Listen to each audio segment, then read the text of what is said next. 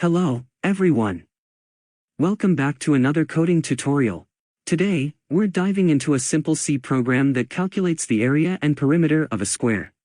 Let's break it down step by step. At the beginning of our program, we include the standard input-output library, stio.h, which allows us to use functions like printf and scanf for input and output operations. Now, we're defining our main function. This is the heart of our program, where execution begins. It returns an integer and takes no arguments.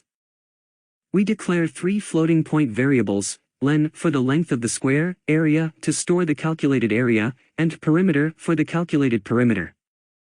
We prompt the user to enter the length of the square using printf, and then we use scanf to read and store the user's input in the len variable. Moving on to the calculations, we compute the area by multiplying the length by itself, and the perimeter is calculated by multiplying the length by 4. We use printf again to display the calculated area and perimeter, formatted as floating point numbers with 2 decimal places. Finally, we return 0 from the main function, signaling a successful execution of our program. Now, let's run this code and see how it calculates the area and perimeter of a square.